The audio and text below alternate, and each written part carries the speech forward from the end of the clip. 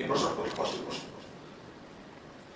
কারণ আমরা যারা মিডিয়াতে কাজ করি, আল্লাহ মাফ করুন, ইখলাস আমাদের জন্য অনেক কঠিন।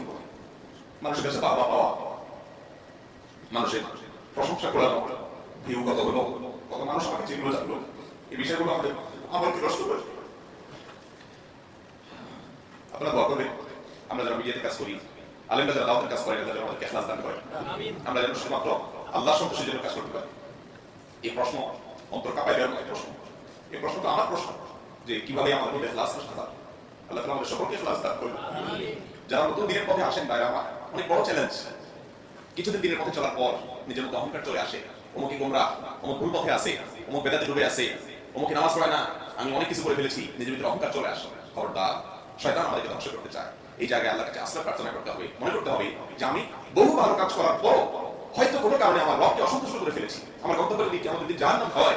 আর কোনো মানুষ যাকে আমি মনে করি সে কিছুই করতেছে না, আল্লাহর কাছে হয়তো সে কোনো আমলের কারণে প্রিয় হয়ে গেছে। আর যদি কিয়ামত দিন সে জান্নাতের পথ ধরে, তাহলে সে আমার চেয়ে শ্রেষ্ঠ। অতএব ঈমানদার কাউকে তাচ্ছিল্য করতে পারে, কিন্তু আমাদের দ্বারা হয়ে যায়। শয়তান আমাদের মধ্যে এই প্রবৃত্তি কুপ্রবৃত্তির যে প্রভাব, এটার ফলে আমাদের মধ্যে অহংকার এনে দেয় এবং লোক দেখার মানসিকতা নিয়ে আসে। এই জন্য আল্লাহর কাছে আশ্রয় প্রার্থনা করতে হবে।